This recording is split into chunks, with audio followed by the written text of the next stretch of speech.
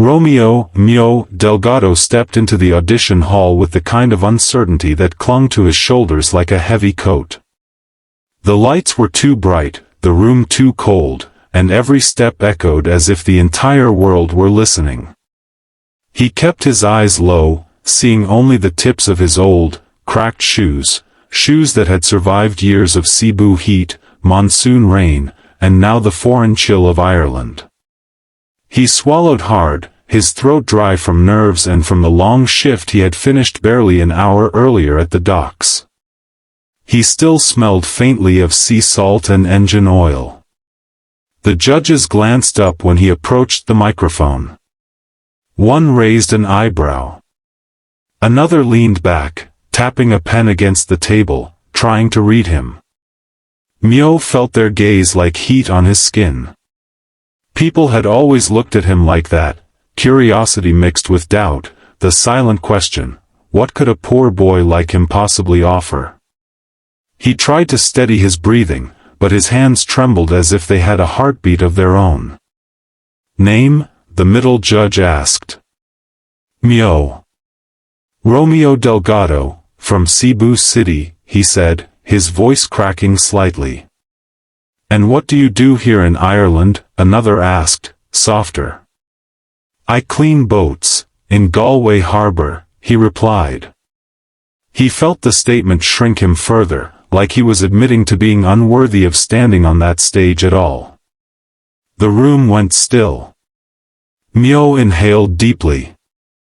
I came here to sing, he added. To try. Even just once. There was something in his tone, fragile, hopeful, that softened the judges' expressions. But they still didn't know what to expect. Neither did he. He closed his eyes as the first notes of the Elvis track filled the hall. For a moment, the world disappeared. Mio pictured the shoreline of Cebu where he used to sing to the waves when no one else would listen. He remembered his mother's smile, her encouragement, her belief that even someone born in the poorest corner of the city could carry a voice big enough to cross oceans. Then he opened his mouth, and the song poured out. The transformation was instant. His voice didn't just echo, it soared. It was warm, deep, shaped by years of singing to survive, an uncanny, soulful echo of Elvis touched with something no one could mimic. The judges jolted upright. One's pen dropped. Another placed a hand over her mouth. Mio didn't see them, he was lost in the music, lost in a life he had carried so far just to share this moment. When he hit the powerful final note, the sound lingered in the air like a prayer. Silence followed, long, stunned, breathless. Then one judge slammed a hand on the table in disbelief. Another stood up, tears spilling freely. The last judge whispered, voice shaking, that is a voice like no other. The room erupted. And Mio, trembling, still holding the microphone, realized for the first time in his life that people were not only listening, they were believing. Mio staggered into the backstage hallway, the noise of the cheering audience fading behind him like a dream dissolving too quickly. The adrenaline that had carried him through the performance drained out of his body all at once, leaving him shaky and breathless.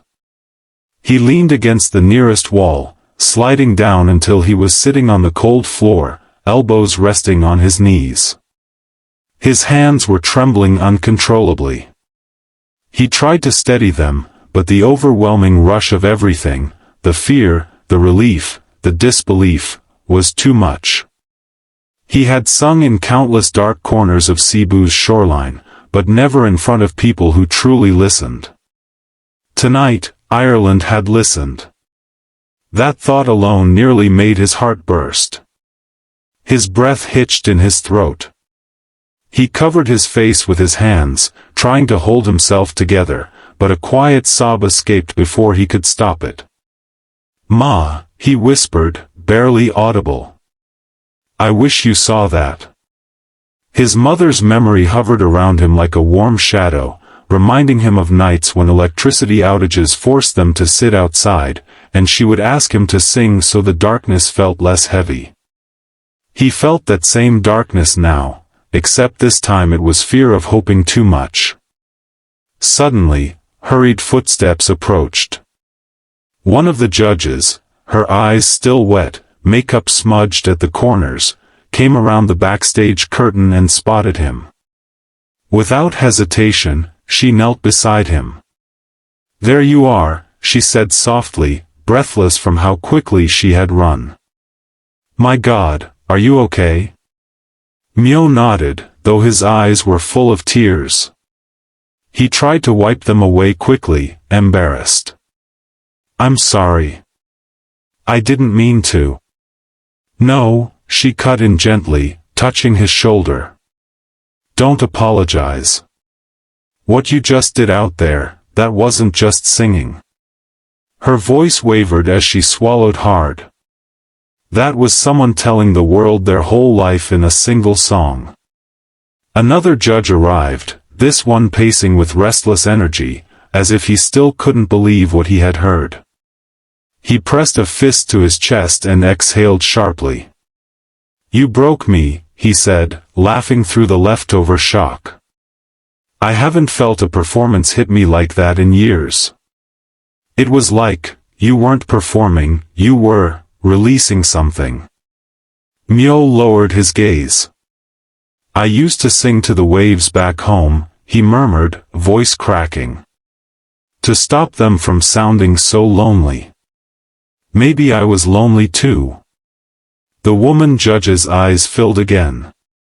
She covered her mouth, trying not to cry.